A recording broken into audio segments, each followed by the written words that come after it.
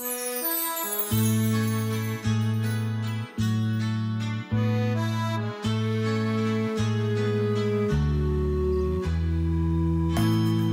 parte de la historia. ¿Cómo están, hermanos? Vamos a iniciar nuestro segundo tema de la sinodalidad profética, el programa evangelizador de Jesús, así se llama este tema, y vamos a ponernos en las manos del Espíritu Santo. Así que les invito a que hagamos juntos la oración del sínodo. En el nombre del Padre, y del Hijo, y del Espíritu Santo. Amén. Estamos ante ti, Espíritu Santo, reunidos en tu nombre. Tú que eres nuestro verdadero consejero, ven a nosotros, apóyanos, entra en nuestros corazones, enséñanos el camino, muéstranos cómo alcanzar la meta. Impide que perdamos el rumbo como personas débiles y pecadoras. No permitas que la ignorancia nos lleve por falsos caminos. Concédenos el don del discernimiento para que no dejemos que nuestras acciones se guíen por prejuicios y falsas consideraciones.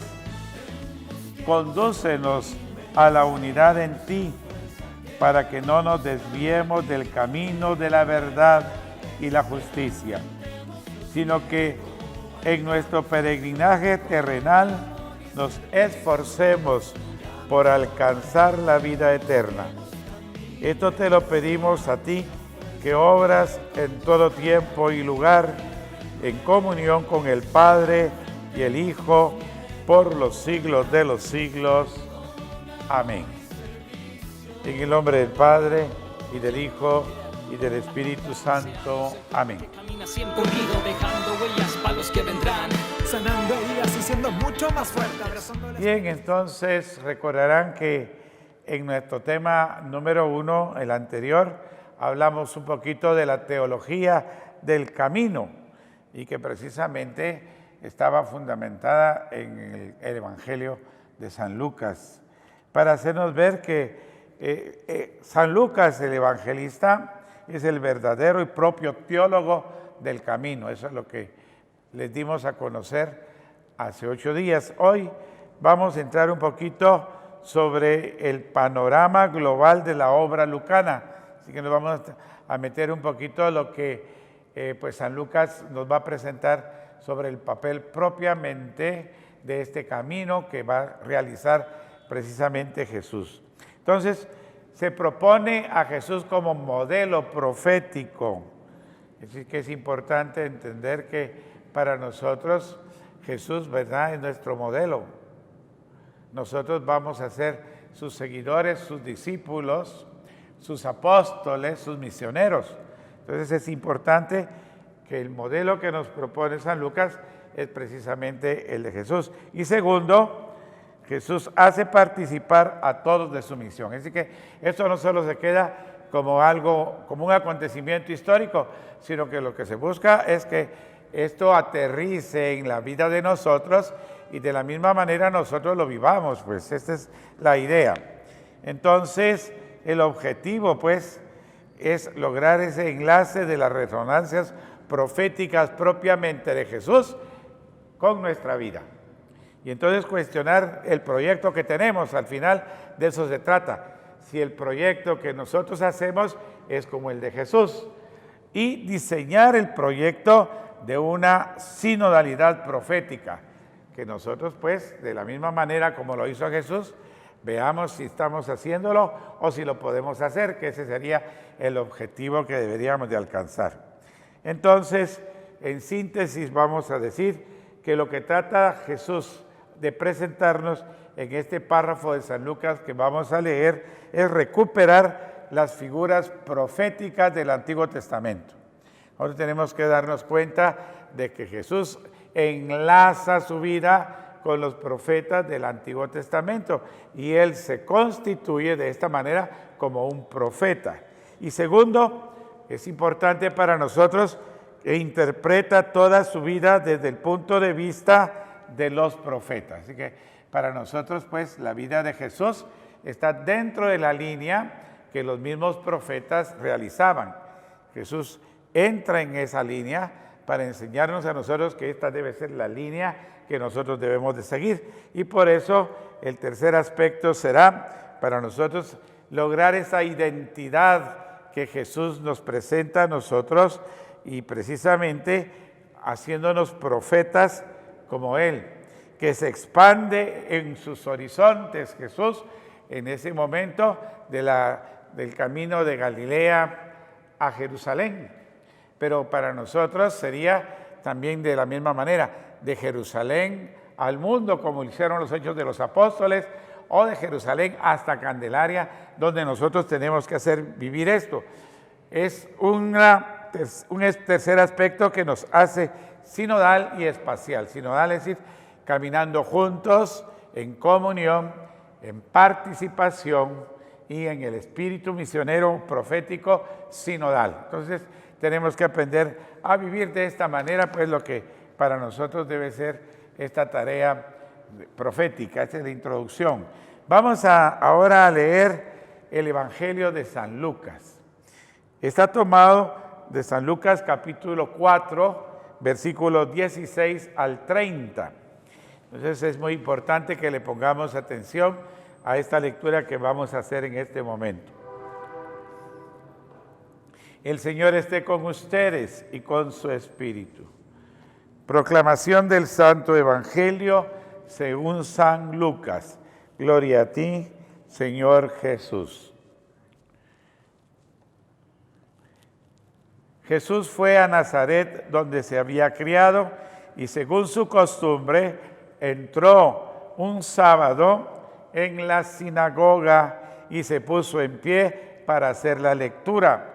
Le entregaron el volumen de Isaías, el profeta, y al desenrollarlo encontró el texto donde estaba escrito: el Espíritu del Señor está sobre mí, porque me ha ungido para anunciar la buena noticia a los pobres. Me ha enviado a proclamar la libertad a los cautivos y la vista a los ciegos, a dejar en libertad a los oprimidos y a proclamar el año de gracia del Señor. Cuando enrolló el volumen, lo entregó al ayudante y se sentó.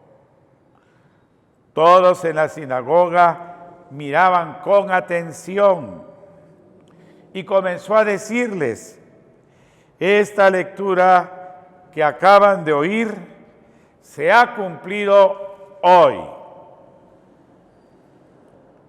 Todos se mostraban de acuerdo con esto y estaban asombrados por las palabras favorables que él decía. Pero se preguntaban: ¿acaso no es este el hijo de José?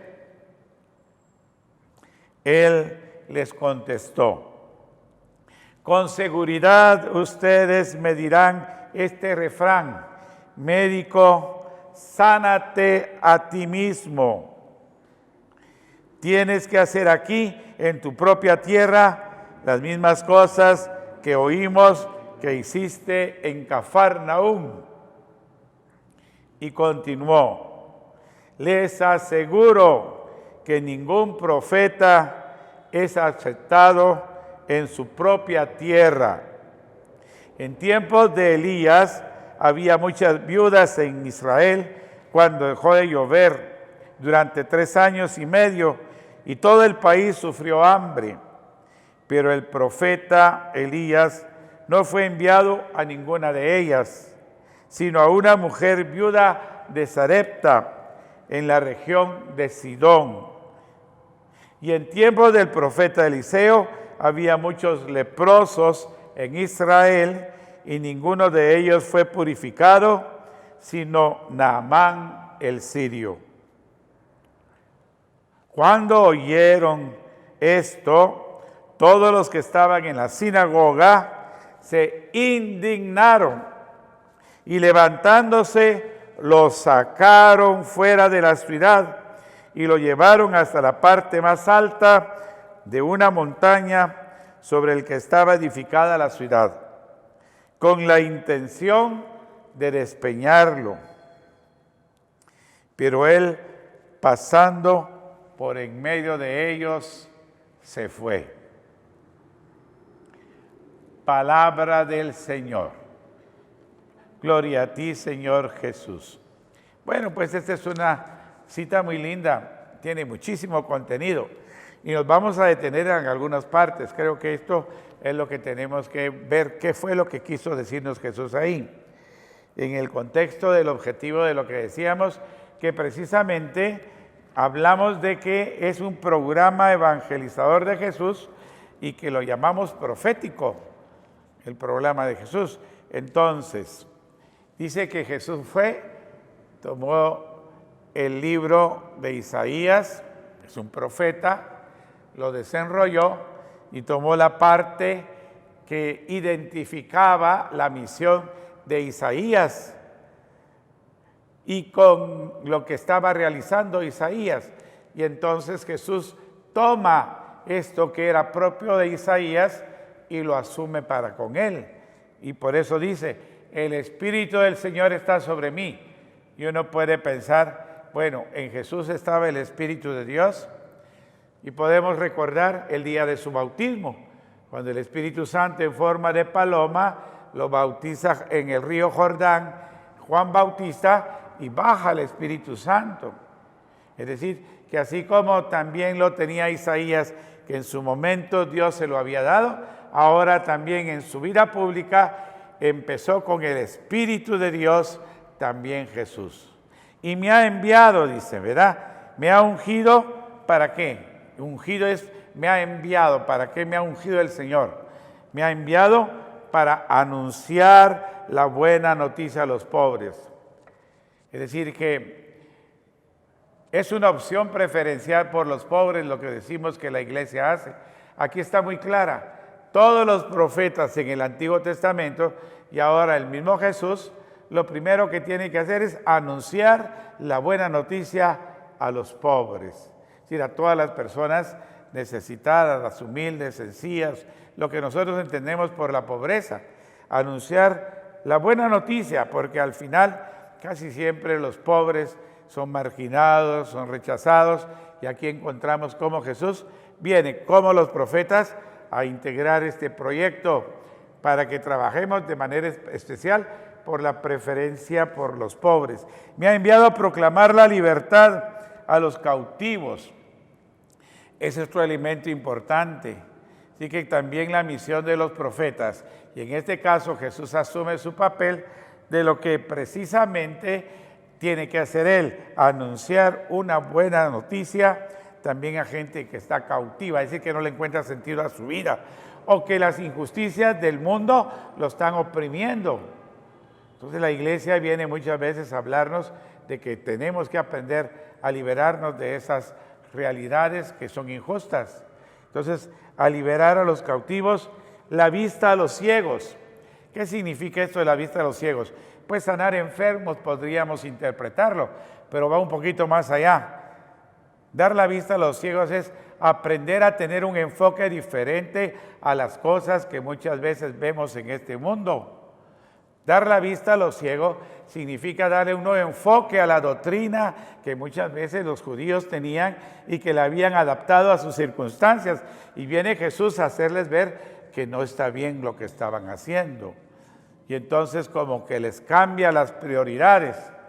Y en algún momento esto es confrontativo porque no les va a agradar a ellos hacerles ver que precisamente la manera de entender esta nueva ley de Jesús por amor no es la que ellos estaban usando, que buscaban pues hacer algo mejor para sí mismos y no tanto para el servicio de los demás.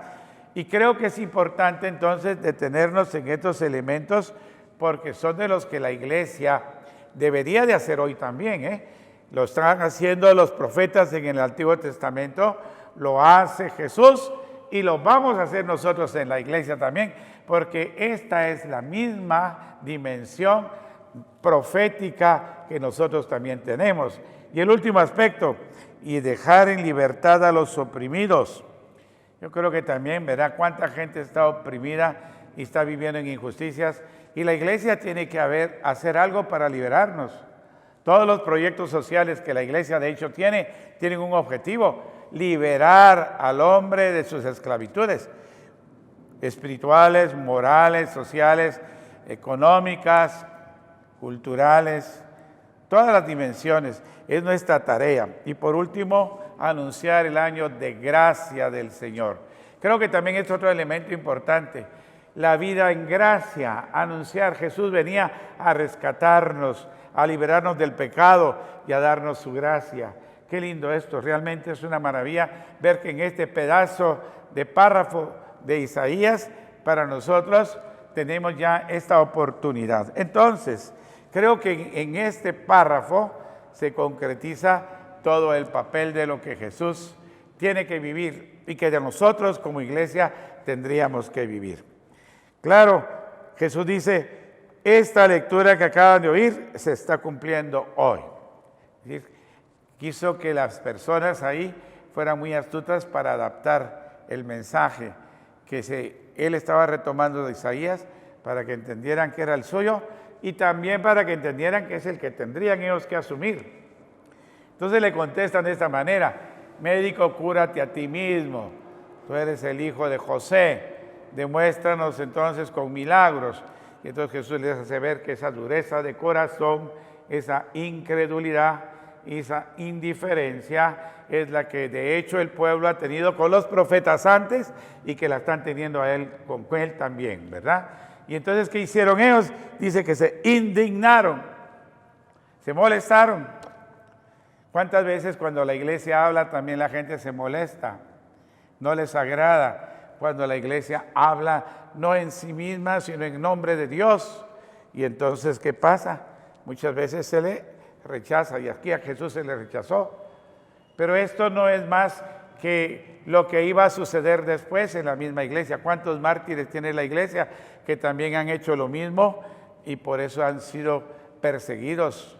Nosotros tenemos aquí en nuestra arquidiócesis profetas como el padre Hermógenes, como Monseñor Gerardi, que al final son ejemplos de personas que entregaron la vida buscando el bien del pueblo, aunque algunos otros lo vieron de otra manera. Pero sí es muy importante entonces entender esto. Es importante entonces saber que los profetas en el Antiguo Testamento, como aparecen también en esta lectura, Isaías y Eliseo, pues nos hacen ver que no pudieron hacer milagros en el pueblo y es judío por la dureza de corazón de esta gente. Como puede suceder también hoy, la gente no quiere creer, porque nadie es profeta en su tierra, nos lo dice, y esto es una realidad. La gente es incrédula y endurece su corazón. Sin embargo, nos toca a nosotros anunciar esta palabra y denunciar las injusticias.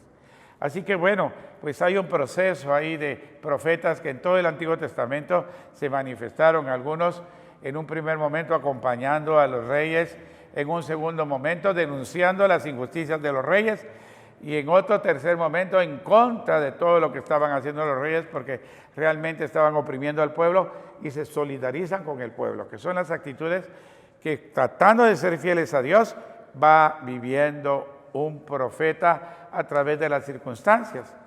En la iglesia también hoy vemos que el Papa atiende a todos los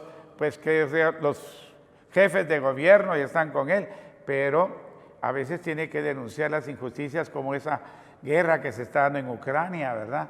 Él lo dice, y esto no es agradable, que en un momento también él se opone, pero todo es por fidelidad a Dios, y este es el papel del profeta. Bueno, pues también este es el papel también del cristiano, Nosotros que estamos en este proceso de sinodalidad, entendemos que en el Antiguo Testamento así se miraba, en el presente Jesús lo practica así, y en el futuro nos está invitando a que nosotros lo apliquemos también ahora aquí en nuestra iglesia y en nuestro ambiente con esta realidad. Y nos lo está pidiendo para que nosotros pongamos, pues tener una postura también, diríamos, crítica, también ante las situaciones que estamos viviendo hoy. ¿Sí? Y creo que es importante saber que todo sea por vivir estos valores y principios cristianos que el Señor nos da. En fin, creo que estos son de las cosas importantes. Y por último, pues, ¿cómo aplicar esta sinodalidad profética entonces en nosotros? Pues dar continuidad a este carisma, ¿verdad?, de este movimiento profético que nosotros tenemos de Jesús, ¿verdad? Nosotros en nuestro camino tenemos que ir creando este camino profético que anuncia, que interpela y que Jesús con sus gestos, con sus acciones simbólicas, pues va desnudando la desorientación y los esquemas sociales, políticos y religiosos que tenía el pueblo y los va invitando a una conversión. Y a los que no quisieron convertirse se vuelve una confrontación y son los que lo crucifican. Tenemos que tener muy claro eso. Y por eso nosotros también tenemos que cargar la cruz y seguir a Jesús, porque es parte también del proyecto que el mismo Jesús nos enseñó. Entonces, qué importante pues entender que, sin embargo, Jesús fue enseñando a sus apóstoles y a sus discípulos, y no solo se quedó con ellos, él como profeta, sino lo compartió con los apóstoles y luego con los discípulos, los 72 que mandó para que llegaran a todos los rincones. Y creo que después de haber llegado a Jerusalén y haber anunciado esto, nos ha mandado a todos por el mundo para que vayamos y anunciemos y proclamemos también este mensaje. Así que creo que es muy importante que nosotros tengamos claro esto, ¿no? Que nuestra función hoy es pues hacer que este papel profético de Jesús se haga una realidad. Y esta es la perspectiva que Lucas nos presenta de una comunidad en camino. Tenemos nosotros que caminar también con todas estas realidades, de anunciar la palabra, de denunciar las injusticias y por último también de que nosotros tengamos que construir el reino de Dios con nuestras comunidades. Ojalá que nosotros pues podamos dar ese testimonio como Jesús lo hizo, haciendo milagros, viviendo con misericordia, formando a nuestras comunidades y denunciando las cosas que no han sido o no están siendo buenas a la luz de la voluntad divina de Dios, a la luz de su doctrina. Pues yo creo que con esto tenemos ya pues un buen material para reflexionar y meditar y que ustedes podrían apoyarlo en lo que se les está presentando en los folletos que tenemos acá. Entonces, les puede servir para interiorizar más o profundizar más, pero en síntesis es lo que les acabo de presentar. Así que, pues tenemos dos preguntas al final para que ustedes las puedan decir. La primera es, ¿te consideras profeta en tu pastoral, comunidad o equipo de servicio? Sí, no, ¿por qué? Y la segunda, ¿consideras que llevas el carisma profético en tu camino pastoral? Pues creo que es importante que cada una de estas dos preguntas nosotros nos las compartamos, intercambiemos nuestras opiniones y aterricemos pues esta dimensión profética como programa que Jesús nos ha presentado y que quiere que nosotros vivamos hoy, este Cristo de ayer, de hoy y de siempre y del futuro que nosotros tenemos que construir con Él. Vamos entonces ahora a hacer la oración final. Te damos gracias, oh Señor, por todos los beneficios que hemos recibido de tu generosidad, a ti que vives y reinas por los siglos de los siglos. Amén. El Señor esté con ustedes y que la bendición de Dios Todopoderoso, Padre, Hijo y Espíritu Santo, les acompañe siempre. Amén. Somos parte de la historia